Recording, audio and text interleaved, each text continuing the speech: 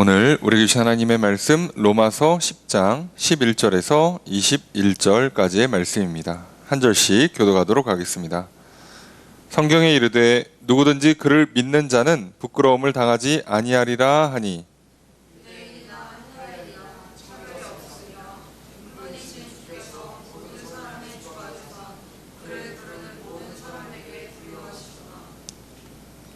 누구든지 주의 이름을 부르는 자는 구원을 받으리라.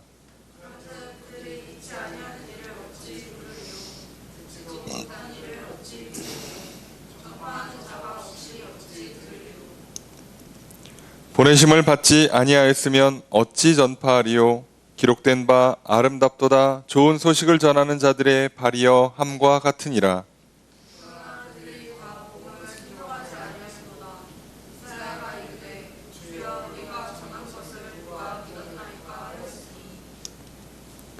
그러므로 믿음은 들음에서 나며 들음은 그리스도의 말씀으로 말미암았느니라.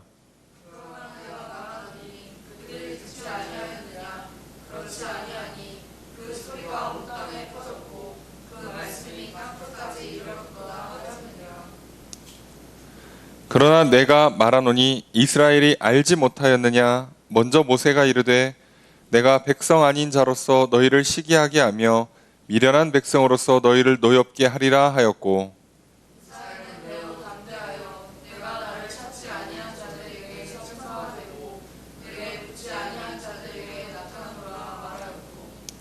함께 읽습니다. 이스라엘에 대하여 이르되 순종하지 아니하고 거슬러 말하는 백성에게 내가 종일 내 손을 벌렸노라 하였느니라. 아멘. 할렐루야. 수요일 저녁 주 앞에 나와 말씀을 배우시는 성도님들을 주님의 이름으로 환영합니다. 우리 옆에 있는 분들과 사랑의 유자를 나누겠습니다. 인사합시다. 사랑합니다. 축복합니다. 이 시간 주 앞에 나와 말씀을 배우시는 성도님들에게 주님의 크신 은혜가 함께 있기를 주의 이름으로 축복합니다. 우리 나눠드린 교환 함께 보시면서 오늘 본문 말씀 로마서 10장 11절에서 21절까지 말씀 살펴보겠습니다. 먼저 11절 말씀 함께 읽습니다. 시작. 성경에 이르되 누구든지 그를 믿는 자는 부끄러움을 당하지 아니하리라 하니. 자, 문장의 주어 수로가 어떻게 될까요? 성경에 자, 이거는 성경이 말한다예요. 성경에 기록되어 있다라고 하기도 하고 성경이 말한다 하기도 하는데 여기는 이제 성경이 말한다 돼 있고요. 자, 인용문이죠. 자, 누구든지 그를 믿는 자는 부끄러움을 당하지 않는다. 자, 그를 믿는 사람은 누구든지 자, 부끄러움 당하지 않는다. 자, 이 말을 왜 하냐면 이 앞에 있는 내용에 이어져 있기 때문이에요. 이제 우리는 끊어서 읽다 보니까 이 10장에 쭉 앞에 있는 것들 여러분 이제 성경 펴놓으시고 보시면 조금 더 이해가 쉬워요. 그래서 10절에 보면 우리가 잘 아는 것처럼 사람이 마음으로 믿어 의에 이르고 입으로 시인하여 구원에 이르느니라. 이것을 한 번 더 반복하면서 지금 조금 더 자세히 설명하는 거예요. 자, 사람이 마음으로 믿어 의에 이르고 라고 할 때 그 내용을 이렇게 설명하는 거죠. 그를 믿는 자는 부끄러움을 당하지 않는다. 자, 성경에서 부끄러움을 당하지 않는다는 개념을 수치를 당하지 않는다, 쪽팔릴 일이 없다. 그 얘기는 나중에 말한 게 안 되면 그때 수치가 오는 거예요. 내가 할 수 있어 그랬는데 못하고 이긴다 그랬는데 패배를 하고 그때 오는 걸 수치예요. 우리가 그 고대 로마나 이스라엘이 갖고 있는 기본 그 고대 문화 중에 이런 그 명예 문화라는 게 있어요. 우리도 이제 조선시대에 체면이라는 문화가 있잖아요. 비슷해요. 사람 다 그래요. 그러니까 체면이든 명예가 됐든 뭔가 말을 했는데 장담을 했고 막 큰 소리 쳤는데 안 되면 굉장히 부끄러움을 당하죠. 그런 개념이 더 강해요. 여기서 말하는 부끄러움은 단지 조금 얼굴이 빨개지고 머리를 극적이고 이런 정도의 부끄러움이 말하는 게 아니라 말한 게 안 돼서 오는 일종의 수치심이기 때문에 그런 거 없다라는 거죠. 확실히 있다는 얘기를 해주는 거예요.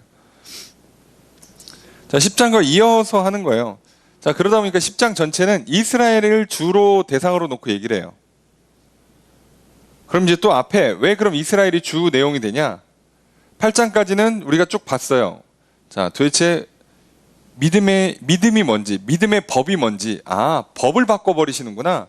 심판하시는 하나님이 구약의 율법을 기준으로 심판하면 서로 힘들고 이걸로 하는 건 서로 한계가 있으니 심판자가 아예 입법을 새로 해버리는 거예요. 그러기 위해서 메시아를 보내서 이 옛법을 완성시켜서 도장 찍고, 자, 이게 완성, 끝, 계약 만료.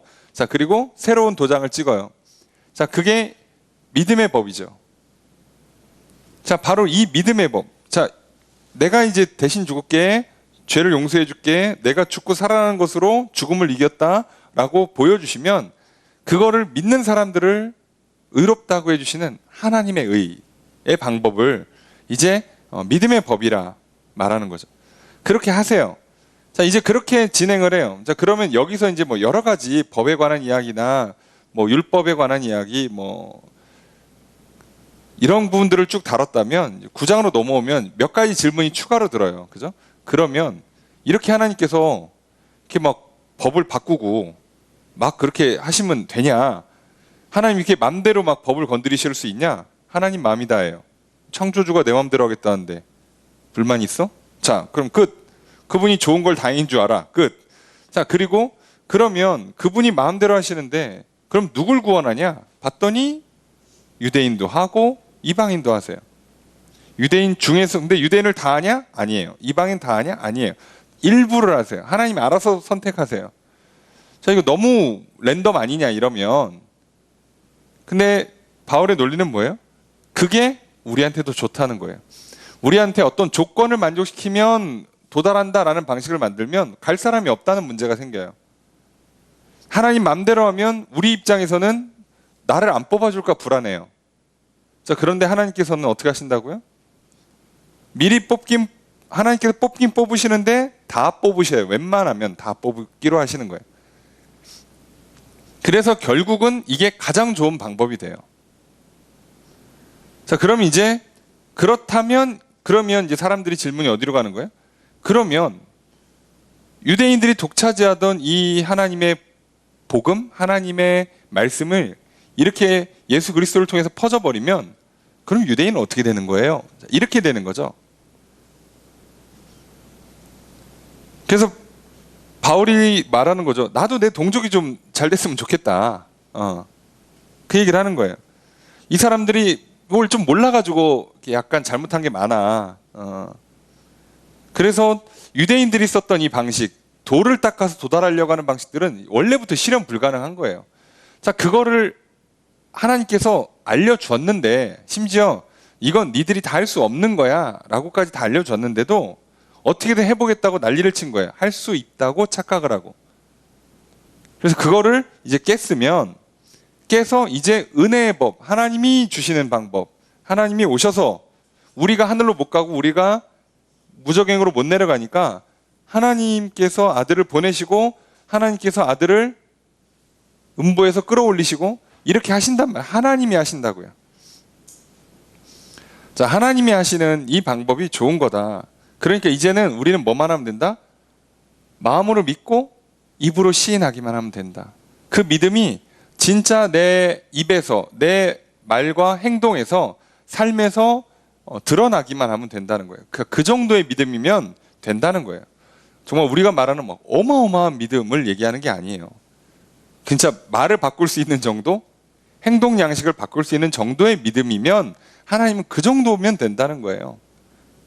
그래서 믿기만 하면 부끄러움 안 당한다 이렇게 얘기를 하는 거죠. 그러면서 이제 오늘 핵심은 이스라엘에 관한 이야기를 주로 갖고 가는 겁니다. 자, 쭉 보면 12절의 첫 번째 문장 읽습니다. 시작. 주어서로 어떻게 될까요? 차별이 없어요. 믿고 부끄러움 당하지 않는 거, 믿어서 구원받는 건 차별이 없어요. 근데 만약에 율법 또는 개개인이 갖고 있었던 본인들이 정한 이상한 법들을 따라가면 차별이 생겨요. 무슨 말입니까? 예, 차별이 생긴다고요. 여러분, 만약에 유대인들이 갖고 있는 구약의 율법을 내가 노력해서 성취하는, 내가 노력해서 도달하는 방식이라고 한번 생각해 봅시다. 그렇다면요, 차별이 생겨요. 왜요? 환경이 좋은 사람이 유리하고요, 건강한 사람이 유리하고요, 똑똑한 사람이 유리해요. 그렇잖아요. 우리도 만약에 교회에서 달란트 시장을 한다고 칩시다. 선물이에요. 받으면 좋겠죠. 예, 다들 받고 싶어요. 그래서 주는데 이거를 출석률을 기준으로 준다고 칩시다. 그럼 이건 차별이 생겨요. 이해가 되시죠? 저기 주 5일째 근무하는 직장을 다니시는 분들, 달란트 받을 확률이 올라가죠. 예? 부모님이 온 가족이 교회를 나오시는 분들, 달란트 받을 확률이 올라가죠. 이해가 되세요? 그런데 이제 막 전도돼가고 아무도 안 믿는데 혼자 애를 써. 그런데 가끔씩 집안일이 주말에 있네. 그래서 못 와. 이 사람 못 받는 거예요. 4주 연속 출석해야지 뭘 하나 준다. 못 받아. 갑자기 회사에서 나오래. 못 받아요. 이건 놀랍게도 차별이에요. 여러분, 우리가 내가 인간의 노력으로 뭔가를 쟁취하는 방식을 쓰잖아요. 그러면요, 무조건 차별, 무조건 불공정, 불평등이 나올 수밖에 없어요. 뭐 우리가 늘 공정과 평등을 외치잖아요. 뭐 어느 정부나 그걸 다 외치고 있고, 어느 나라나 그걸 다 외치고 있고, 어느 시대나 그걸 다 외치고 있는데 인류 역사에 단 한 번 구현된 적이 없어요. 왜요? 여러분, 내가 노력해서 도달하는 방식에는 무조건 불공정과 차별이 생겨요. 여러분이 시합 나가서 달리기 해야 되는데 신체 조건이 좋은 사람은 무슨 수로 이기냐고. 노력을 많이 하면 해보세요. 이기나. 여러분, 타고난 천재가 노력하는 걸 여러분, 우리 같은 사람이 노력한다고 따라갈 수 있겠어요? 뭐 7살 때 막 대학 들어갈 실력을 갖춘 애가 막, 예? 매일같이 막 잠도 안 자고 공부만 죽으라고 하는데 우리가 무슨 수로 따라가 그걸. 여러분, 그러니까 이게 우리가 스스로 미스를 하는 거예요. 스스로 함정에 들어가는 거라고. 안 되는 길을 왜 본인이 발로 들어가냐고. 근데 그걸 모르냐? 아니에요. 알고도 속이는 거라고요. 그래서 내 책임이 되는 참 안타까운 문제가 생기죠. 몇 번 해보면 알잖아요. 안 되는 걸. 그럼 안 되나 보다 해야 되는데 노력이 부족했군. 더 해야겠어. 이런 식으로 간다는 건 본인이 자기 기만을 시작하는 거예요. 스스로. 사단은 당연히 충동질하고 세상은 이상한 거짓 정보를 주고, 그럼 본인이 알아서 이렇게 잘못된 길을 잘 가요. 그래서 끝없이 말 그대로 진짜 쳇바퀴를 돌고 개미지옥에 빠지는 거예요. 그런데 이 믿음의 법은 유대인 헬라인 차별이 없어요. 시대 차별이 없어요. 성별 차별이 없고요. 학력, 건강 상태 아무 차별이 없어요. 여러분, 마음으로 믿고 입으로 고백하는데 뭐가 더 필요해요? 그러니까 이건 누구에게도 차별을 주지 않아요. 그래서 임시적인 법안, 그 불완전한 법을 완벽하게 만들어 주셨어요. 물론 하나님의 계획은 이스라엘 통해서 뭔가 조금 더 제사장 나라의 역할을 잘 감당하고 아름답게 이 예수님의 그 메시아의 그 완성된 사역을 이루려고 하셨죠. 예, 근데 이게 좀 잘 안 된 거지. 어쨌든 간에 이 법이 좋은 거예요. 차별이 없어요. 자, 그러니 이 차별이 없다의 가장 그 반전이 뭘까요? 먼저 된 자가 나중되고 나중된 자가 먼저 되기까지 한다고요. 차별이 없으니까. 왜요? 이거는요, 교회 오래 다녀도 소용없어요. 믿음은요, 출석률로 만들어지는 게 아니잖아요.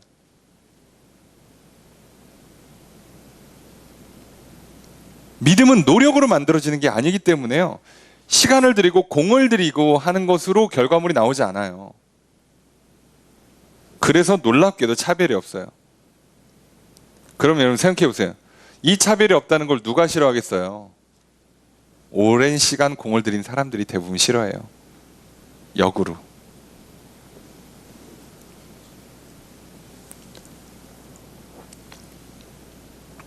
여러분, 공평 뭐 평등, 정직 이런 걸 외치는 사람들 중에 결국은 이걸 누가 싫어하냐면요.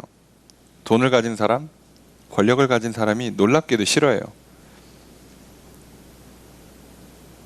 우리가 이번에 뭐 보궐선거가 있습니다만 보궐선거 양상이 좀 이상하죠. 예. 특이하게 흘러가고 있죠. 예. 불과 지난번 선거에 20대, 30대가 묻지마 몰표를 해줬잖아요. 근데 지금 반대로 묻지마 몰표를 하고 있어요. 왜 그런 양상이 일어날까요? 정작 본인들이 얘기했던 거를 그 자리에 가면 본인들이 안 지켜요. 이 희한한 겁니다, 그게. 왜요? 얘기했잖아요. 노력을 보상받아야 되는데 본인이 얘기한 바에 따르면 노력을 보상받을 수가 없어요. 그럼 어떤 인간이 보상이 없는데 노력을 하냐고. 이게 이미 모순이 생겨요. 내가 정말 노력으로 하나님께 복을 받겠다고 그래서 새벽기도 안 빠지고, 그죠? 주일 예배 안 빠지고, 수요성 공부 안 빠지고, 기도에 안 빠지고, 모든 뭐 집회나 행사나 다 참석해요. 그런데 하나님이 마음대로 하신다 그럼 싫잖아요. 그래서 예수님도 비유하시잖아요. 구원의 비유를 할 때 시장에서, 인력 시장에서 사람들을 데려와서 밭에다가 품꾼을 써요. 포도원 품꾼을. 아침 9시부터 시작해서 밤 11시까지 계속 데려와요. 그리고 12시가 돼서 이제 품삯을 주기로 해요. 원래 계약 내용은 품삯 뭐 한 데나리온이라고 칩시다. 근데 이제 역순으로 줘. 11시에 온 애부터 주는데, 밤 11시에 온 사람부터 주는데, 한 데나리온을 주네? 그러면 여러분 아침 9시에 온 사람이 뭐라고 생각해야 돼요? 계약서대로 나기도 한 데나리온 받으면 돼요. 와, 쟤네 정말 재수 좋다. 이러고 넘어가야 되는데 뭐라고 생각해요? 이거는 불공정합니다. 쟤는 1시간 일했고 나는 10시간 넘게 일했는데 10시간이 뭐야? 하루 종일 일했는데 왜 똑같이 줍니까? 근데 주인이 뭐라고 그래요?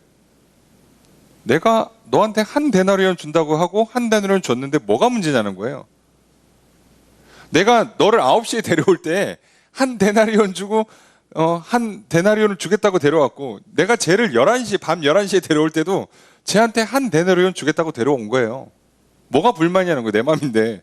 주는 사람 맘인데. 계약 조건에 문제가 있냐고. 액수가 적기를 해. 뭐가 부족해. 근데 우리는 싫어한다고요. 왜요? 노력 때문에. 아, 노력 안 하고 가만히 있으면 되는가? 그러면 망해요. 노력을 안 하는 게 아니라 노력으로 되는 게 아니라고요. 그럼 노력은 어떻게 해요? 노력을 한다는 표현은 사실상 그 하나님의 그 계약 조건을 지키는 정도의 노력만 하고 있으면 돼요. 그러니까 우리가 마음으로 믿고 입으로 고백하는데 우리가 최소한 힘써야 되는 것들, 우리가 이것을 흔들리지 않도록 이것을 붙잡고 지킬 수 있기 위해서 최소한 해야 되는 것들은 그건 해야죠. 그건 해야죠. 근데 그 이상으로 하는 것은 사실상 효과가 없죠. 그래서 우리는 그 기본을 놓치지 않게 위해서 하는데 이게 은근히 생각보다 양이 좀 돼요. 그래서 자꾸 우리가 뭘 한다고 생각하는 거예요. 내가 뭘 하고 있다고 착각을 하는 거예요.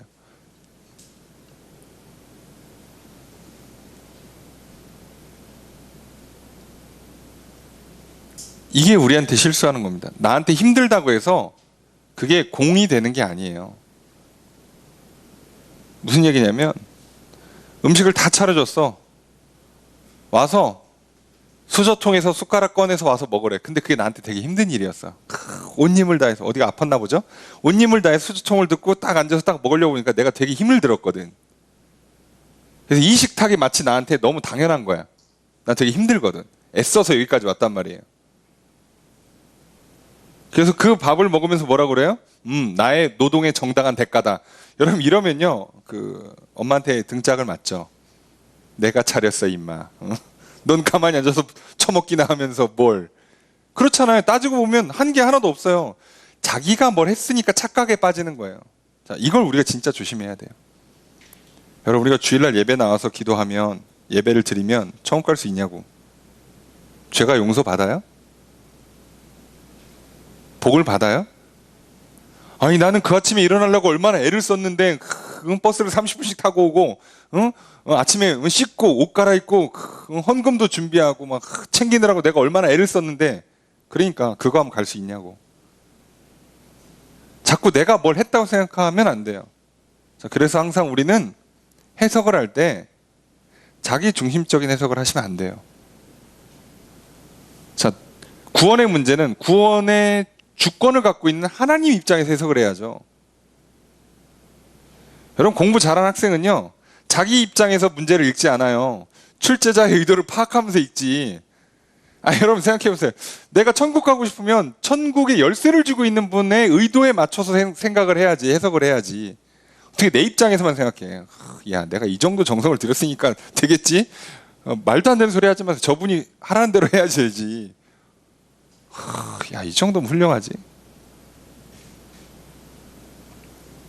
조심하십시오. 자, 이게 차별이 없는 거예요. 놀랍게도. 노력이 필요 없는, 인간의 공로가 통하지 않는 방식이 차별이 없는 거예요. 12절의 두 번째 문장 읽습니다. 시작.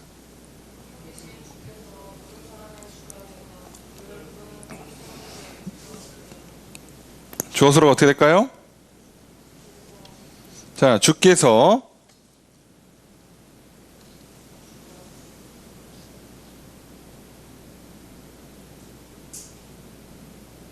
자, 이게 번역이 좀 이상해요. 주께서 부요하시다예요. 부요하시다. 부요하다고 옛날엔 썼고 요즘은 부유하다고 많이 쓰죠. 같은 단어예요. 한자인데 의미만 좀 그러니까 발음만 다르지만 똑같은 의미를 갖고 있는 한자를 써요. 부요나 부유나. 예.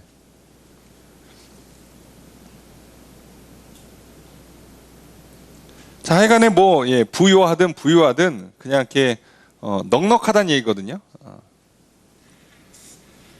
자, 이걸 직역하면 어떻게 되냐면 이렇게 돼요. 모든 사람의 주인이신 그분께서예요. 이게 왜 한 분으로 번역되는지 잘 모르겠는데, 모든 사람의 주인이 되시는 그분께서 그를 부르는 모든 사람에게, 이들에게 부유하다. 이들에게 어떻게 하다고요? 부자라서 넉넉하시다고요. 하나님은 구원에 관해서 부자세요. 무슨 얘기냐면 나는 니들을 다 구원할 수 있어요. 부자라고. 넘치는 은혜, 넘치는 사랑이란 말이에요. 그러니까 누구든지 나를 부르면 다 구원해 주겠다는 거예요. 그러니까 걱정하지 말라는 거예요. 불렀는데 안 구원해 주면 어떡하지? 자, 이런 걱정하지 말라는 거예요. 그래서 13절로 이어지는 거죠. 이 문장이 13절 함께 읽습니다. 시작. 누구든지 주의 이름을 부르는 자는 구원을 받으리라. 주어서로 어떻게 되며? 그죠? 앞에까지 단데 주의 이름을 부르는 사람은 누구든 간에 모두 다 어떻게 된다? 구원받는다. 그러니까 앞에 설명을 조금 더 디테일하게 한 거예요. 그죠? 사람이 마음으로 믿어 의에 이르고 입으로 시인해서 구원에 이른다는 얘기를 조금 더 디테일하게 썼을 뿐이에요. 같은 얘기입니다. 자, 그러면 이제 이 복음에 관해서 이스라엘이 어떻게 된 거냐에 대한 이야기를 할 수밖에 없죠. 14절의 첫 번째 문장 읽습니다. 시작. 주어서로 어떻게 될까요? 그들이 어떻게 부르냐? 누구를? 믿지 않는 이를.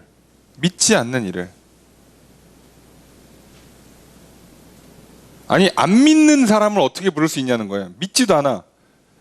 믿음이 없어요. 보이지 않는 하나님, 믿음이 없어. 그분을 어떻게 부를 수 있냐고. 주 여호와 하나님, 나의 아버지, 나의 창조자, 나의 구원자라고 어떻게 불러요? 믿지도 않는데, 보이지도 않는데. 못 부른다는 얘기예요. 그러니까 부르려면 뭐가 필요해요? 믿어야 돼요. 이해가 되시죠? 지금 눈에 안 보이는 그 하나님을 부르려면, 그 이름을 부르려면 믿어야 된다고요. 자, 이제 여기서부터 계속 순환고리의 질문이 이어집니다. 그러면 14절의 두 번째 문장 읽습니다. 시작. 듣지도 못한 이를 어찌 믿으리요? 전파하는 자가 없으면 어찌 들으리요?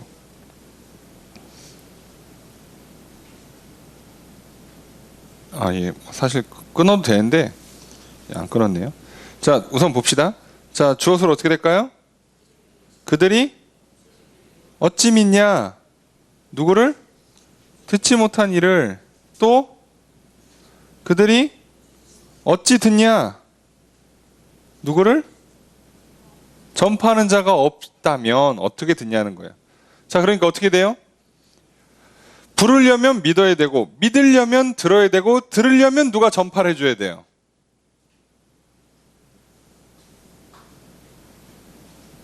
뒤에 써놨으니까. 자, 헷갈려 하지 마시고. 이해되시죠? 부르려면 믿어야 되고, 믿으려면 들어야 되고, 들으려면 누가 전해줘야 된다고요. 상상력으로 만들어낼 수 있는 건 아니잖아요. 그리고 15절의 첫 번째 문장 있습니다. 시작. 주어서로 어떻게 될까요? 그들이 어찌 전파하냐? 조건이 뭐예요? 보내심을 받지 않으면. 누군가가 보내지지 않았는데 어떻게 전파하냐는 거예요.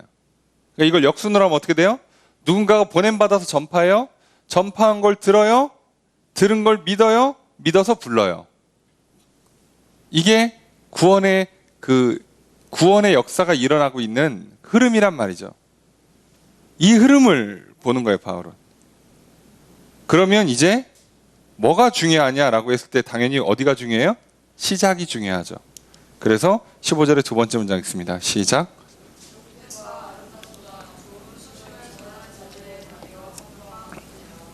주어서로 어떻게 될까요? 기록된 것과 같다. 뭐라고 기록되어 있대요? 아름답다. 좋은 소식을 전하는 자들의 발이. 이렇게 기록된 것 같다는 거예요. 그러니까 뭐가 가장 좋다는 거죠? 뭐가 가장 아름답대요? 좋은 소식을, 복음을 전하는 그 발이 아름답대요. 그러니까 전하는 것, 보냄받아서 전하는 것이 이렇게 아름답고 귀한 일이라는 거예요. 이해가 되십니까? 그리고 원래 이 일을 누가 맡았다는 얘기예요? 이스라엘이, 유대인이. 근데 했을까요? 안 했을까요? 안 했겠죠. 이해가 되시죠? 이스라엘의 문제는 뭐냐면, 자, 본인들이 복음을 들어서 본인들이 직접 들었어요. 자, 율법을 아예 수여받았어. 자, 그리고 하나님께서 이제 온 열방의 제사장 나라가 되라라고 보냈는데 안 가. 여기서 시작된 거예요, 문제가. 안 가.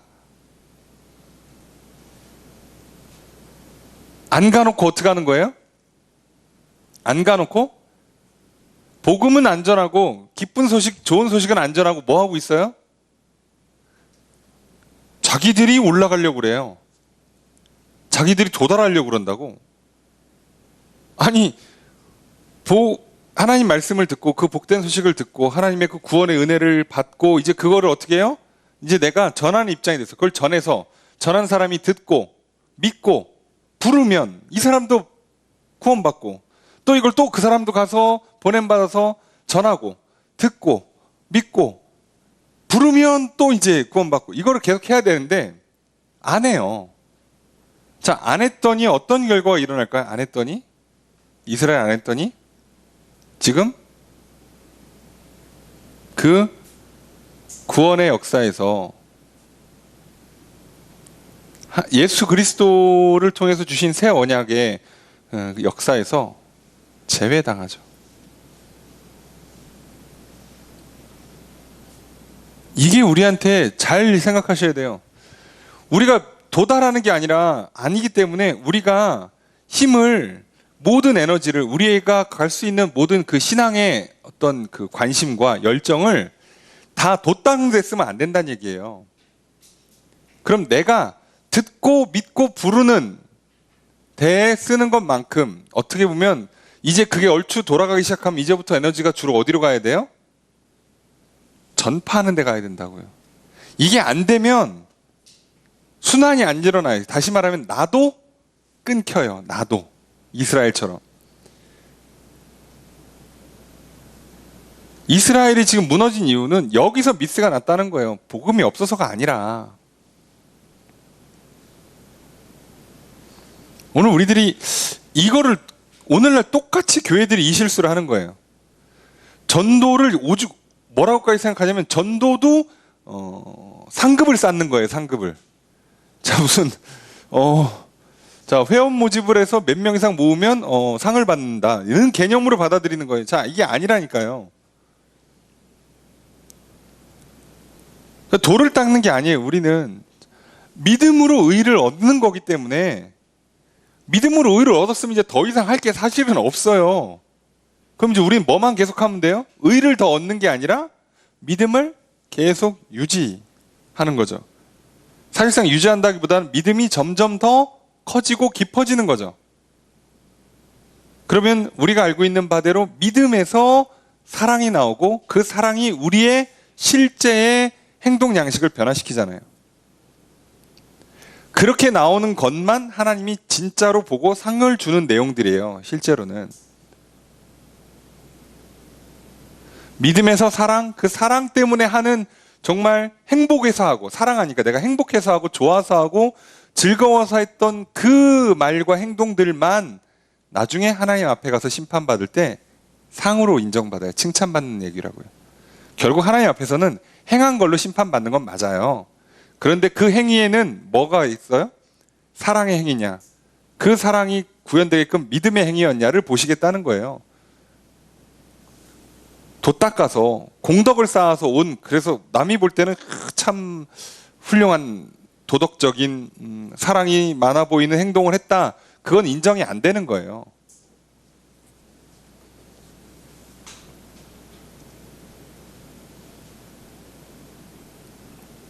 그러니까 이제 우리는 도를 닦으려고 복음을 전하는 게 아니라 상을 받으려고 복음을 전하는 게 아니라 믿음으로 의롭다함을 얻었고 이제 그 믿음에서 점점점 사랑이 커져서 우리에게 하나님께서 주신 그 사명을 내가 믿음으로 사랑으로 기꺼이 감당하는 거예요. 이건 좋아서 하는 거거든요. 그러다 보니까 몸은 조금 피곤해할 수 있어요.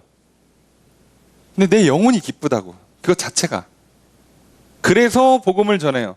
자, 그때부터 이제 선순환이 시작돼요. 비로소. 이게 진짜 신앙의 묘미거든요. 그래서 뭔가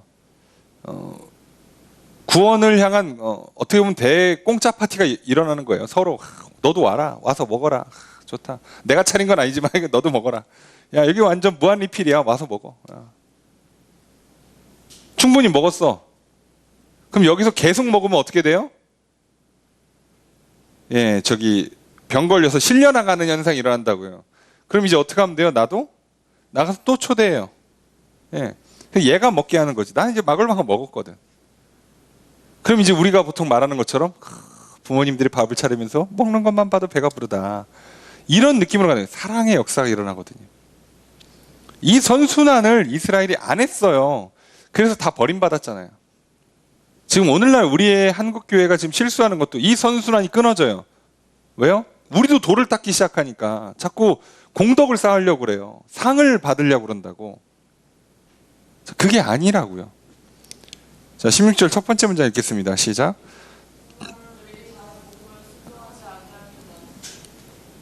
주어서로 어떻게 할까요? 그들이 순종하지 않았다. 무엇을? 복음을.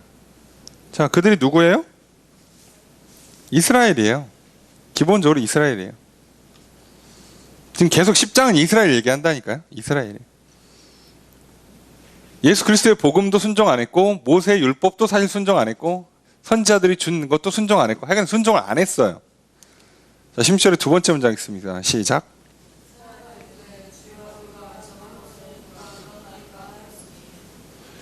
주어서로 어떻게 될까요?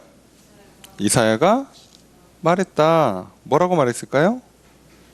주여, 우리가 전한 걸 누가 믿습니까? 우리가 전한 소식을 도대체 누가 믿냐예요. 누가 믿냐? 누가 믿냐는 거예요.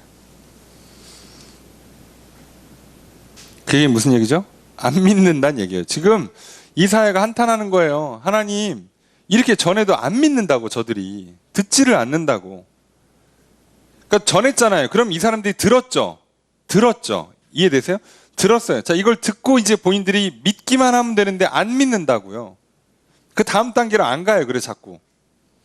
거기서 멈춘 거죠. 그래서 이 아름다운 결론을 잘 보셔야 돼요. 이게 무슨 법칙처럼 너무 외우지 마시고 이게 어떤 의미를 지금 쓰고 있는가. 이 로마서 10장에서 이 유명한 구절, 우리의 이 암송 구절, 이거가 어떤 내용인가를 잘 보시면 돼요. 함께 읽습니다. 시작. 그러므로 믿음은 들음에서 나며 들음은 그리스도의 말씀으로 말미암느니라. 자, 그래서 결론이 어떻게 된대요? 믿음은 들음에서부터라고 하고 끝나는 거예요. 근데 이러면 이 헬라어 용법에서는 자, 사람은 땅에서 그러면 난다는 얘기지. 뒤에 이제 굳이 안 써도 의미는 이렇게 통해요. 믿음은 들음에서부터, 또 들음은 그리스도의 말씀으로부터. 끝. 뭐에 기인하냐면 믿음은 들음에서부터 생기는 거고, 그 들을 때 하나님 그리스도의 말씀을 들어야 생기는 거예요.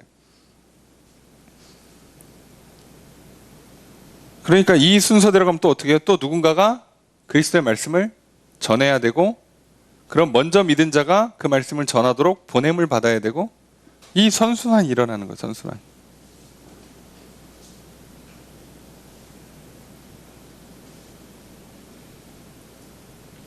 이 순환 구조를 잘 이해하셔야 돼요. 아, 그러니까 내가 그리스도의 말씀을 듣고 잘 믿으면 땡! 이게 아니란 얘기예요. 예. 여기서 끝나는 게 아니에요. 이게 순환을 시켜야 돼요. 자, 18절 읽습니다. 시작.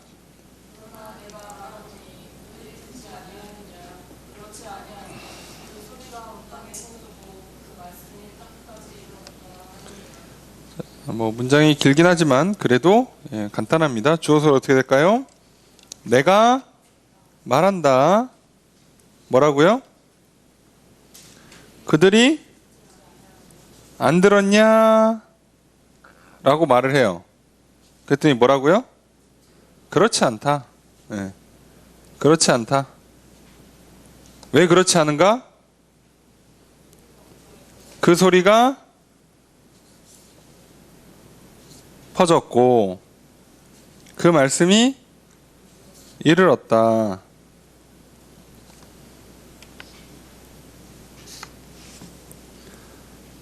그러면 바울이 설명하는 거예요. 이스라엘 백성들이 그러면 못 들었는가? 우리식으로 표현하면 못 들어서 못 믿는 거냐? 아니에요. 들었어요. 오늘날 대부분의 사람들이 그리스도의 복음을 못 들었을까? 하나님에 대한 소식을 못 들었을까? 우리 인생에서 정말 중요한 이야기들 있잖아요. 그죠? 기본적인 우주의 원리나 가치, 인생의 가치. 그런 삶의 어떤 교훈들 못 들었냐? 여러분, 다 들었다니까요. 사고치고 범죄하는 사람들은 살면서 좋은 소리 한번, 사랑한다는 말 한마디를 한 번도 못 듣고 살아서 그렇게 미떨어졌냐? 들었다니까요. 들려줬더니 뭐라고 얘기하는 거예요? 나한테 하는 얘기 아니야. 나는 저런 얘기 들을 자격이 없어. 본인이 안 받아들이는 거라고요. 요즘은 산부인과에서 아이 나올 때부터 당신은 사랑받기 위해 태어난 노래 틀어주는데요. 태어날 때부터 들어요. 뭐가 문제냐고. 내가 안 듣는 게 문제예요, 여러분. 요즘 같은 미디어 시대에 유튜브가 내가 골라서 들을 수 있는 시대에 좋은 정보를 들을 수가 없을까요? 복음을 들을 수가 없을까요? 아니요. 안 듣는 거라고요. 다 퍼져 있어요. 몰랐어요가 어딨어.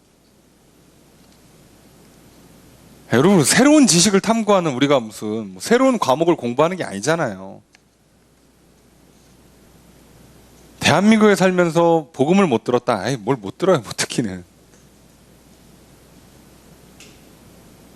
우린 다 들었다고요.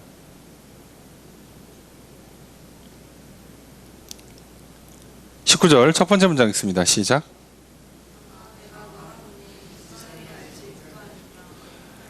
주어를 어떻게 될까요? 내가 말한다. 뭐라고요? 그러면 이스라엘이 저 모르나?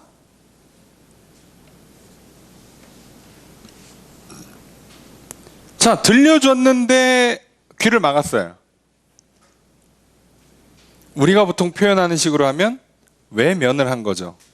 들려줬는데 안 들어. 그래서 뭐라고요? 자, 옆에서 막 야 그거 하면 안 돼 그랬더니 귀를 막으면서 아, 안 들린다. 난 내 맘대로 살 거야를 시전했어요. 그럼 다음번 질문. 그럼 저렇게 하고 있으면 쟤는 진짜 모르는 거냐? 이 얘기잖아요. 아니요. 알고 있어요. 놀랍게도 알고 있어요. 이스라엘 백성도 알고 있었어요.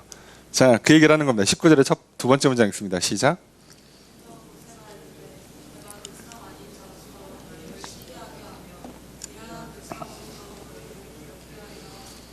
자, 주어서는 어떻게 될까요? 모세가 말했다. 뭐라고 말해요? 내가 시기하게 한다.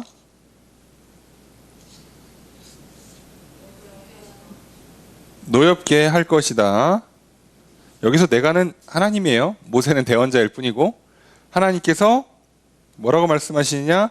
백성 아닌 자로서, 백성 아니면 유대인이 아닌 사람, 이스라엘 백성이 아닌 사람을 말하는 거니까 이게 이방인이죠. 이방인을 통해서 어떻게 하겠다요? 너희가 유대인이죠.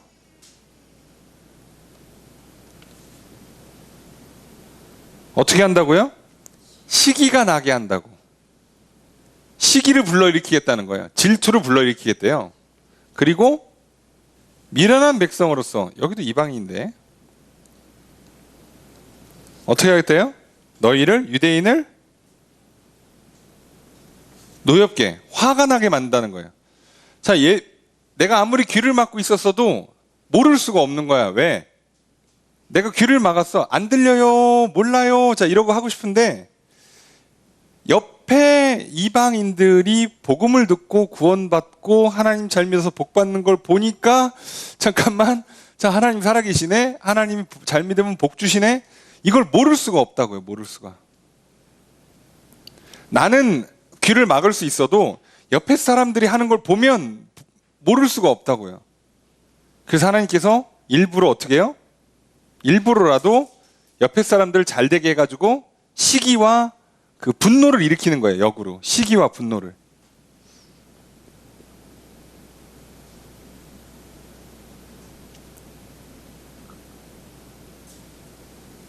자, 이제 역현상이 일어난 거죠. 원래는 이스라엘 백성들이 이방인들에게 복음을 전했어야 되는데 이게 안 되니까 하나님께서 그냥 이방인들한테 복음을 전해주시고 이방인들이 막 구원받고 번성하는 걸 보면서 유대인들이 잠깐만 이게 아닌데 모르는 척하고 싶었는데 모르는 척을 할 수가 없는 이렇게 돼버리게 만드는 거예요. 잠깐 그럼 다시 하나님 잘 믿어야 되나? 이렇게 만들겠다는 거예요. 그러니까 역으로 유대인들을 향해서 이방인들이 거꾸로 유대인들에게 복음을 전하고 있는 거예요. 지금 이렇게까지 하는데 어떻게 모르냐는 거죠. 니들은 다 알고 있다는 거예요. 저도 확실히 믿습니다. 갓난아기도 다 알고 있어요. 다 알아요. 다 저렇게 하면 안 된다는 걸 다 알아요.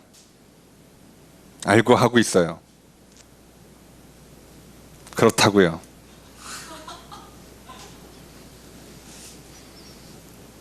저게 지금 몰라서 이렇게 날뛰는 게 아니라 알고 하고 있습니다.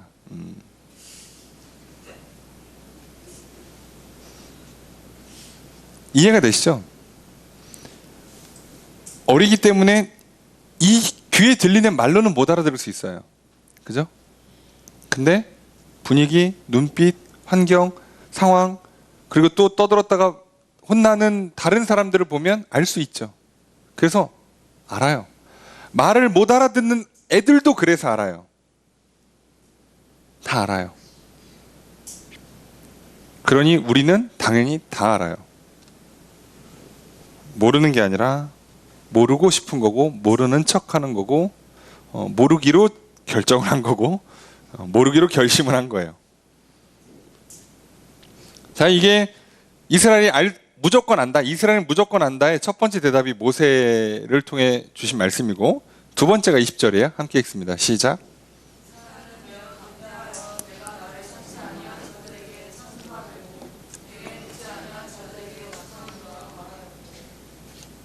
자, 주어서로 어떻게 될까요?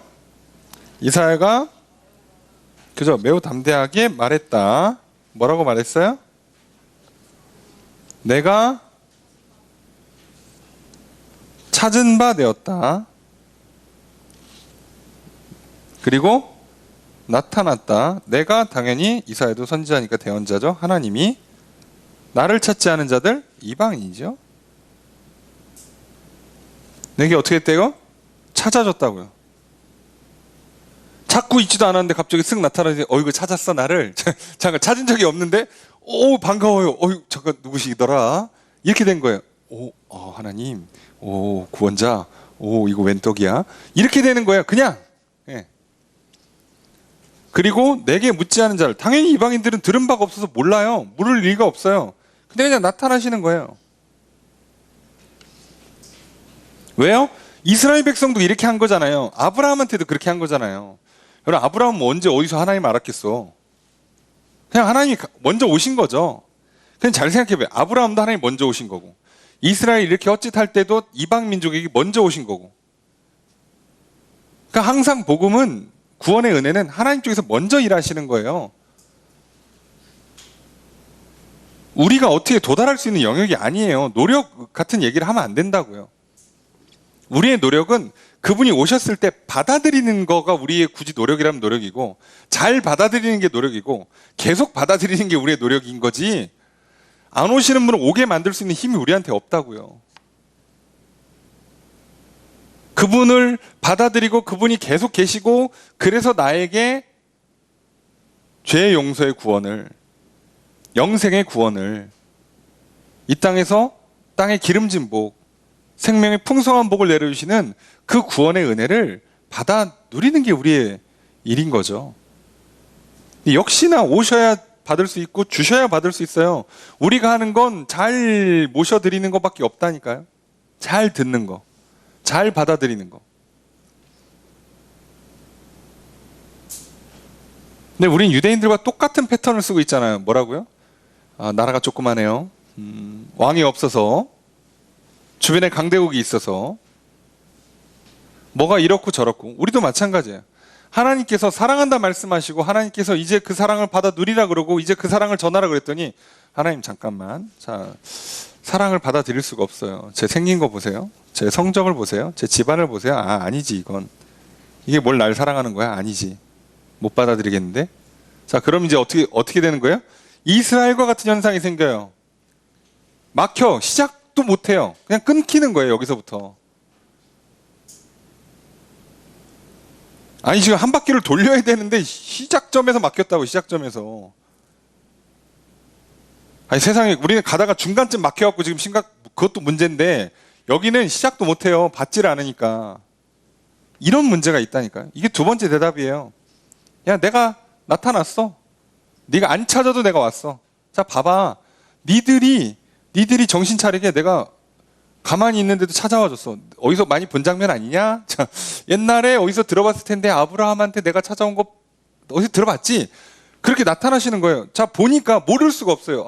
저걸 우리가 어디서 봤는데, 내가 저걸 어디서 들었는데, 저거 아브라함 때와 같은데, 다 알아요. 귀는 막고 있어도 다 안다고요.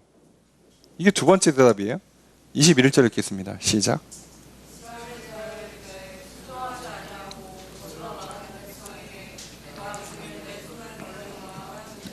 주어서로 어떻게 될까요?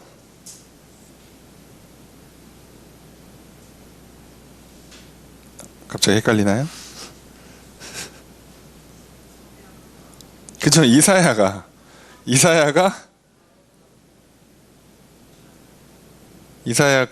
말했다. 누구에 대해서? 이스라엘에 대해서. 자, 그러니까 이해하세요. 자, 선지서에 있는 글을 인용할 때 이렇게 한 것뿐이에요. 자, 그래서 어떻게 했다고요? 주어서로 내가 손을 벌렸다. 여기서 내가는 하나님.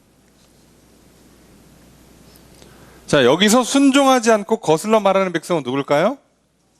이스라엘입니다.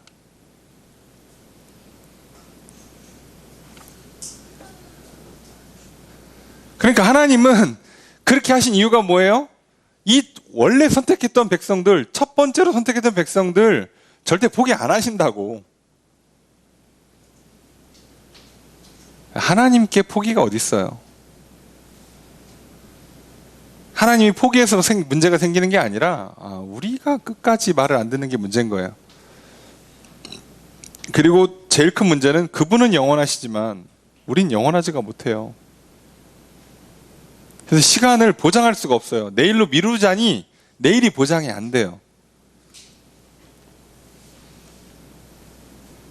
그래서 문제가 항상 우리한테 있는 거지, 하나님은 단 한 번도 외면하거나 포기하신 적이 없어요. 이스라엘 백성들이 이사야가 예언할 때쯤이요, 이 장차 앞으로 거의 한 100년 넘어서 나라가 망하는 걸 예언하니까, 이사야가 활동한 시대를 기준으로 하면 대략 그 왕정 시대가 시작되고도 100년이 넘은 시대예요. 바위 지나고 나서. 그러니까 이사야는 대략 한 이스라엘 백성들 200년 넘는 세월 동안에 거의 한두 명 왕을 제외하고는 거의 다 우상 숭배만 했어요. 그런데도 하나님 이스라엘 포기를 안 했다니까요.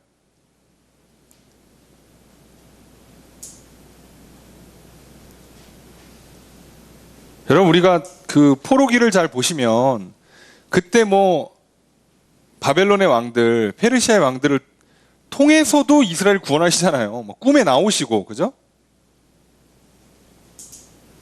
갑자기 막 미치게 했다가 막 은혜를 줬다가, 그러니까 우리 백성들 돌려보내라 그러면 아이고 알겠습니다 그러고 돌려보내고.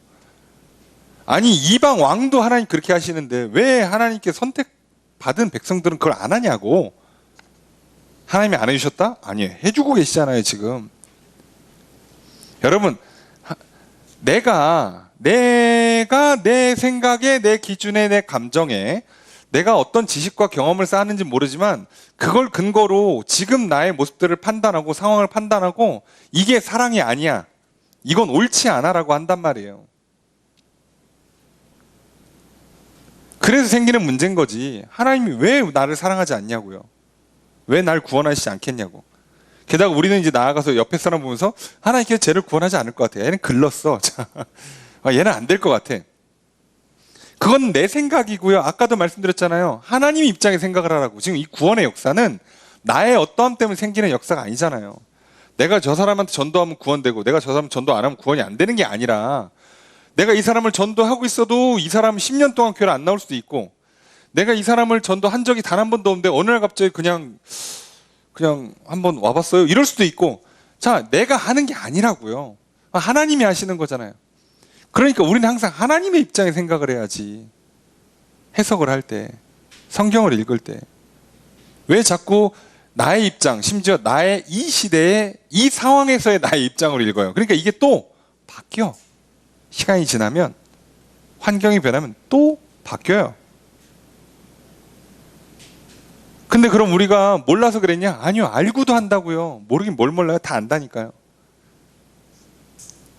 귀를 막았으니까 이제 모른다? 아니에요, 귀 막아도 다 알아요. 이스라엘 백성과 똑같은 현상이 일어나는 거예요. 자, 이스라엘 백성들이 지금 무슨 실수를 하고 있고 무슨 잘못을 했는가? 이스라엘 백성들은요, 큰 복을 받았어요. 먼저 선택받았고, 이 귀한 일, 이 아름다운 일, 이 존귀한 일에 그 시작하는 멤버, 시작하는 나라가 됐단 말이죠. 근데 그걸 안 했네? 그랬더니 어떤 일이 일어나요? 하나님께서 다른 나라들한테 줘버려요. 그래서 정신 차리게 만드는 거죠. 그럼 무슨 얘기예요? 그 아름다운 일을 나는 지금 못하고 있어요. 하나님께서 이스라엘을 무슨 이유인지 모르지만 내가 일할 때 써주겠대. 그 수많은 나라들을 제껴놓고 이스라엘을 쓰시겠대요.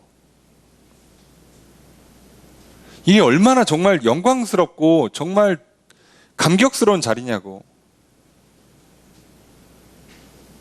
여러분, 무슨 기업의 총수나 대통령이나 뭐 유명 연예인이 와가지고 이 수많은 사람들 중에 나를 불러다가 굳이 나랑 기념사진을 찍겠대. 가문의 영광 아니에요? 예? 지금 수많은 나라 중에 이스라엘 불러다가 하나님께 같이 일하시겠대. 아, 그럼 감사합니다. 좋습니다. 그러고 지금 달려가도 시원찮을 판에 안 해요.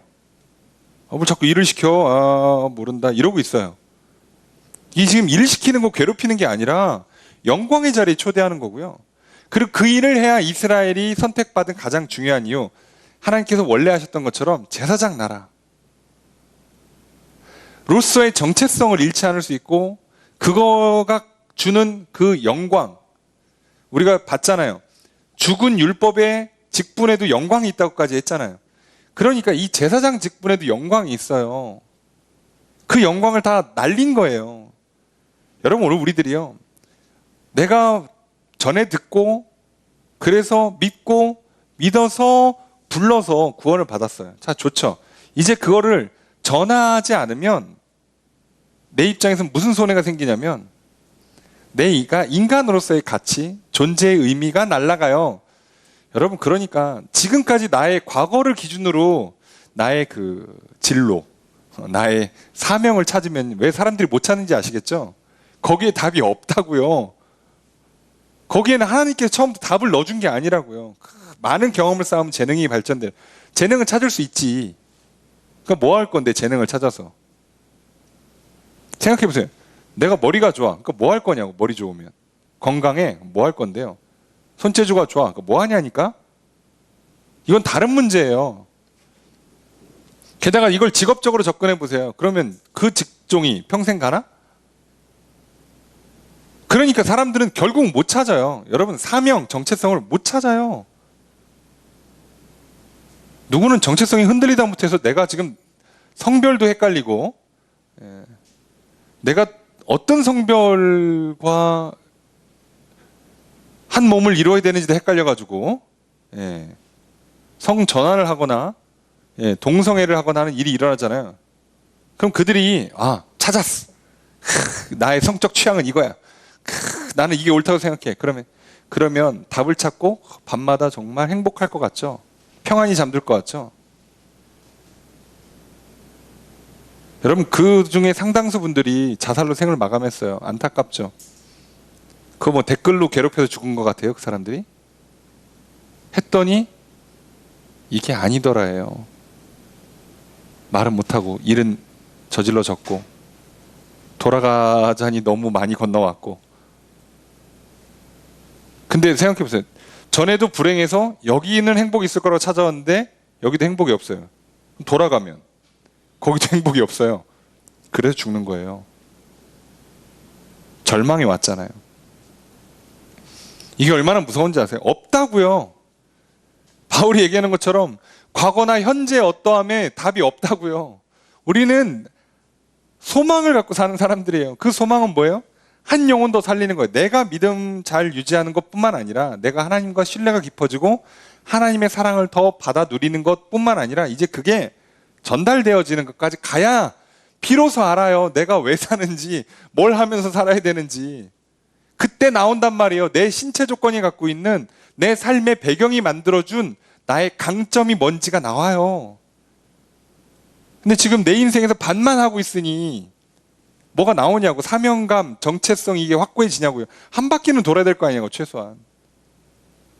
여러분, 이스라엘이 불행해진 이유가, 이스라엘이 멸망한 이유가 왕이 없어서, 왕이 부실해서, 주변 나라 강대해서요? 아니에요. 이스라엘이 하나님을 잘 믿고 섬기지 않았기 때문이고 제사장 나라로서의 사명을 감당하지 않았기 때문이에요. 우리도 똑같아요, 여러분. 우리도 똑같이 무너져요. 여러분, 뭐 돈이 없어서, 뭐 배움이 적어서, 건강하지 못해서, 여러분 상관없어요. 내가 하나님을 향한 신뢰의 문제, 그 안에서 사랑받고 사랑을 전하며 사는 게 없어서 문제가 생기고 1차적으로. 그 다음에는 그걸 안전해서 생기는 거예요. 그러니까 그러면요, 교회도 목회도 똑같이 문제가 생겨요. 이스라엘도 문제가 생기는 것과 똑같습니다. 그럼 부디 이스라엘이 겪었던 이 패턴을 우리는 반복하지 않았으면 좋겠어요. 우리 교회는 당연히 반복하지 않았으면 좋겠고요. 여러분 개개인도 마찬가지고요. 믿음으로 의롭다함을 주시고 믿고 부르짖는 자들에게 다 구원의 은혜를 베푸시는 게 얼마나 좋은 건지를, 그게 우리 인생에서 얼마나 복된 건지를, 그래서 내가 믿음 갖고 사랑 가운데 거하는 것과 그리고 그것을 전하는 것이 왜 그렇게 중요한지를 여러분들 꼭 놓치지 않았으면 좋겠습니다.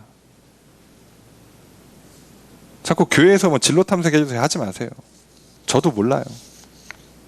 저도 어렸을 땐 제가 목회할 줄 몰랐어요. 저 같은 사람한테 답이 없어요. 그러니까 저한테 묻지 마세요. 마찬가지 아닙니까? 뭐 저기 엄청 큰 교회 훌륭하신 목사님은 답을 할까요? 엄청 공부 많이 하신 무슨 교수님들은 답을 할까요? 모른다고요.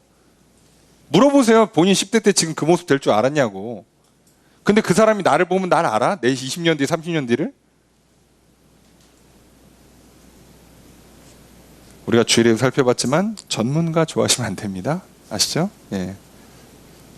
거기에 답은 있는 게 아니에요. 특히나 교회는 하나님의 나라. 그래서 교회와 개인의 인생은요, 전문가적으로 세우는 게 아니에요. 착각하지 마십시오. 예. 그 전문가들의 지식도 시간 지나면 그때 보니까 이걸 놓쳤더라. 여기에 오류가 있더라. 또 고쳐요. 그러니까 전문가는 정답을 알고 있는 사람이 아니라 그 분야에 나름 스페셜리스트들이라고 전문적인 지식을 갖고 있는 거지 정답을 알고 있는 사람들은 아니에요. 이 착각에 빠지지 마십시오. 그거를 잘 기억하세요. 이스라엘 백성들도 율법을 갖고 있기 때문에 뭐가 되는 게 아니에요. 우리가 교회를 출석하니까 뭐가 저절로 되는 거 절대 아니에요. 믿고, 들으셨고, 믿으시고, 부르짖으세요. 그래서 제대로 하나님을 향한 신뢰와 사랑의 관계를 깊이 만들어 가십시오. 그리고 이제 그것을 전하십시오. 특별히 가능하면 믿지 않는 자들에게. 믿음의 공동체 내에서 전하는 것도 형제, 이웃, 사랑이기 때문에 괜찮은데 얘는 좀 약해요. 웬만하면 믿지 않는 자들한테 전하세요. 어떻게 전할까? 한 명이라도 놓고 씨름하시고 기도하시다 보면 비로소 알게 돼요. 내가 얼마나 아름다운 인생인지, 내가 얼마나 존귀한 인생이고 쓰임받는 인생인지를.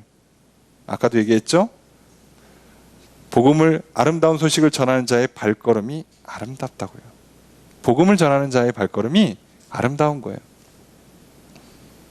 그걸 놓치지 마십시오. 그 작업을 오늘 우리가 이 말씀을 통해서 다시 한번 기억했으면 좋겠고요. 이 말씀처럼 이스라엘이 했던 실수를 반복하지 않고 우리가 걸어야 될 바른 길,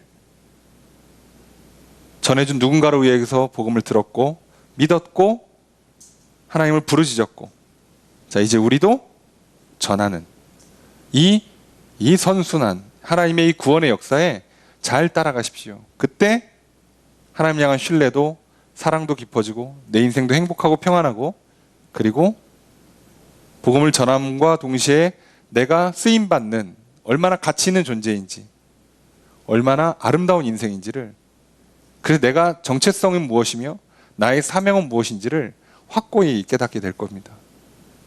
그 길로 걸어가시는 저 여러분들이 되시기를 주의 이름으로 축복합니다. 말씀을 관찰해 보겠습니다. 바울은 누가 구원을 받을 것이라고 말합니까? 13절에 주님의 이름을 부르는 자예요. 말과 행동의 변화까지 가야 돼요. 이해되시죠? 최소한 이 정도는 내가 하는 겁니다.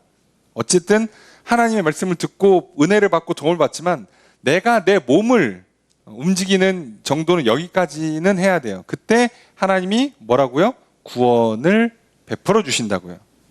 이해되시죠? 그러니까 말도 못 고칠 정도의 믿음은 사실상 믿음이라고 보기가 어려워요. 말도 안 바뀌어. 이건 믿음이라고 보기는 어려워요. 마음 상태도 못 바꾼다. 이거는 사실 안 믿는 거죠. 이 정도면. 근데 말은 하고 행동 양식이 좀 이상하다. 그러면 믿음이 적거나 부족한 거예요. 그래서 이걸 잘 구분하시고, 그래서 우리가 정말 믿고 우리의 말부터 바뀌고 점점 더 하나님께서 믿음을 주시고 더 듣고 더 믿고 더 말하고 이렇게 하면서 우리 믿음이 더 커지기를, 그래서 하나님께서 제대로 된 확신을 주시고 넘치도록 사랑을 부어주시고, 그래서 늘 평안하고 행복함으로 말미암아 우리가 구원받은 걸 누리는 정도가 시작되고 유지하시고요. 점점 더 이걸 더 크게 누리시고요. 그리고 이제 이것을 전하셔야 됩니다. 이게 중요한 거예요.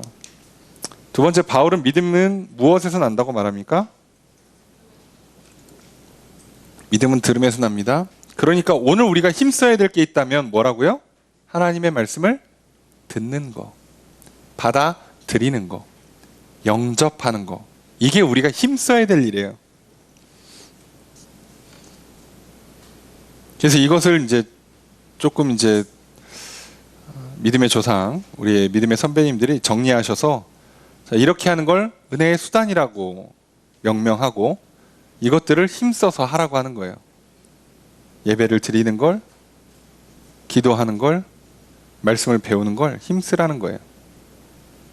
배워서 높은 수준에 도달하는 게 아니라 그걸 통해서 하나님의 은혜를 구하는 거고, 실제로 하나님 믿음을 주시고 사랑으로 충만하게 채워주시는 것을 구하는 행위예요. 구하는 행위.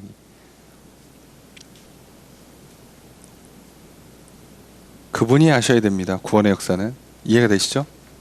법을 집행하는 분도 하나님이고 법을 제정하시는 분도 하나님이세요. 이 모든 걸 시작하시고 창조하신 분도 하나님이세요. 우리가 어떻게 껴서 들어갈 무슨 변수를 일으킬 만한 힘이 우리한테 없어요. 그분이 하시는 겁니다. 그러니 그분이 하실 수 있도록 우리가 그분이 정한 법에 따라서, 그분이 정하신 약속에 따라서 최선을 다할 뿐이에요. 그때 하나님께서 제대로 일을 해주실 겁니다. 그걸 경험하시고 나서 이제 들고 가서 내가 이걸 경험했노라, 너도 누렸으면 좋겠다, 전하시고 기도하시고. 자, 거기서부터 이제 비로소 뭐가 시작돼요.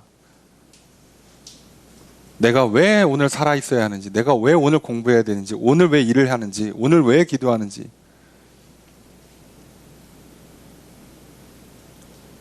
그래서 복음을 전하는 것은 놀랍게도 나를 살리는 길이고 나를 성장시키는 길이에요. 게다가 유일한 길에 가깝습니다. 복음을 전해 듣는 것과 복음을 전하는 것밖에 없다고 보시면 돼요. 간단하게. 우리 인생은 이 두 사이에 많은, 외적으로는 많은 일들이 일어나죠. 그죠? 공부도 하고 일도 하고 청소도 하고 봉사도 하고 이것저것 하겠지만 결국은 복음을 듣는 것, 그리고 복음을 전하는 것에서 이루어지는 일들이에요. 그 외의 것들은 사실상 우리 인생의 낭비에 가까워요. 다 그걸 위해서 가는 겁니다. 이걸 놓치지 말고 가십시오. 말씀을 정리해 보겠습니다. 바울은 사람이 마음으로 믿어 의에 이르고 입으로 시인하여 구원에 이른다고 말하였습니다. 이어서 믿는 자는 부끄러움을 당하지 않을 것이요 주의 이름을 부르는 자는 구원을 받을 것이라 말합니다. 반복해서 자세히 설명합니다. 진실로 하나님은 부유한 분이셔서 구원에 인색하지 않으십니다. 모두 구원하시기를 원하시고 기뻐하십니다. 그렇게 하도록 하나님은 구원받은 백성을 통해 다음과 같은 순환 구조를 만드십니다. 믿는 자가 복음을 전하도록 보냄받고, 믿는 자가 그러면 복음을 전파합니다. 그러면 불신자가 주님께서 구원하신다는 복음을 듣고, 불신자가 구원하신 주님을 믿고, 불신자가 주의 이름을 불러서 불신자가 구원을 받아요. 그럼 이 불신자가 신자가 돼서 다시 복음을 전하는 도록 보냄을 받아요. 이 순환을 계속 해야 돼요. 그 가운데에서 말씀드린 나의 아름다움, 나의 존귀함, 나의 정체성, 사명, 그리고 하나님 사랑, 이웃 사랑이 이 순환 구조 안에서 다 이루어져요. 하나님의 구원의 역사의 시작은 복음을 전하도록 하나님께서 백성들을 세상에 보내시는 것입니다. 하나님께서 성도를 통하여 구원의 역사를 이루십니다. 하나님께서는 성도들을 하나님의 역사에 동참시킬 정도로 귀하게 여겨주십니다. 성도들은 하나님의 역사에 동참하여 자기의 존재의 가치와 아름다움을 맛보게 됩니다. 복음을 전하도록 보냄을 받는 것은 그것을 통해서 자신이 얼마나 가치 있는 존재인지를 확인받게 됩니다. 전도와 선교의 일은 하나님으로부터 존귀함을 얻는 자임을 깨닫는 일이요, 자신의 가치와 아름다움을 확인하는 일입니다. 바울은 이사야 말씀을 통해 복음을 전하는 자들의 아름다움을 노래합니다. 보냄받지 않았다고 생각하거나 보냄받음을 거절하는 것은 자신의 가치를 스스로 내팽개치는 것과 같습니다. 이스라엘은 복음을 거절하였습니다. 이스라엘은 하나님의 구원을 전하도록 부름받고 보냄받은 하나님의 백성이었습니다. 그러나 그들은 하나님의 뜻을 거절하였습니다. 그 결과 하나님의 백성이라는 자신들의 가치와 특권을 잃어버리게 되었습니다. 하나님은 예수 그리스도를 통해 구원을 이방인에게도 허락하셨습니다. 이것으로 유대인들의 시기와 분노를 유발하셨습니다. 이제 이방인들을 통해 유대인들이 하나님께 돌아오게 만들고 계십니다. 하나님은 여전히 이스라엘 향해 손을 벌려 맞이할 준비를 하고 계십니다. 하나님은 자기 백성들로 복음을 전하도록 보내셔서 그들의 존재의 이유와 가치를 깨닫고 기쁨과 행복 가운데 살아가기를 원하십니다. 원래는 유대인에서 시작해서 이방인으로 갈 것이 이제는 이방인에서 시작해서 유대인으로 가는 현상이 일어나고 있어요. 시작은 중요하잖아요. 이게 계속 선순환을 해야 합니다. 그 사이에 유대인은 유대인대로, 이방인 이방인대로 본인들이 얼마나 존귀한 존재이고 아름다운 존재이고 쓸모있고 가치 있는 인생인지를 깨닫게 돼요. 그리고 각양각색의 모습들로 이 일들을 감당하게 될 겁니다. 나의 신앙을 살펴봅시다. 하나님께서 나에게 복음을 전하도록 누군가를 보내주셨습니다. 그를 통해 전파된 복음을 듣고 주님을 믿고 주의 이름을 불러 구원을 받았습니다. 이제 내가 누군가를 향해 복음을 전하도록 보냄을 받을 차례입니다. 이것은 하나님께서 나를 존귀하게 여겨주시는 일이요 나의 가치와 아름다움을 깨닫는 일입니다. 복음을 전하는 사명은 강제적인 의무가 아닙니다. 복음을 전하는 것은 도리어 나를 더욱 하나님께로 나아가게 만드는 것이요 나의 아름다움을 누리게 하는 길입니다. 이제 기쁨과 감사함으로 복음을 전합시다. 보냄을 받은 사명을 감당할 수 있도록 더욱 복음을 듣고 믿읍시다. 확실한 믿음으로 인하여 복음을 전하는 일에 기쁨으로 순종하는 우리가 되기를 소망합시다. 여러분, 그러니 어쨌든 먼저는 듣는 것이고 믿는 것이고 구원을 받아 누려서 오늘 내 안에 하나님이 주시는 평안을, 행복을 얻는 것입니다. 죄에서 자유함을, 죽음의 두려움을 벗는 일들을 누리는 겁니다. 여기가 끝이 아니라 이걸 시작으로 해서 이제 우리는 그걸 전해야 합니다. 그래서 내가 어떻게 그 일을 감당할 수 있는지, 무엇을 잘하는지, 누구에게 해야 할 것인지 그 일 과정, 그 하는 과정을 통해서 나의 아름다움을, 나의 존재 이유를, 가치를, 재능을, 사명을 발견하고 정체성이 흔들리지 않게 될 것입니다. 이 일을 계속 반복할수록 우리는 더욱 믿음이 커질 것이요, 더욱 사랑이 깊어질 것이요, 더욱 많은 성령의 열매를, 영혼 구원의 결실을 맺게 될 것입니다. 바로 그런 삶으로 나아가시는 저와 여러분들이 되시기를 주의 이름으로 축복합니다.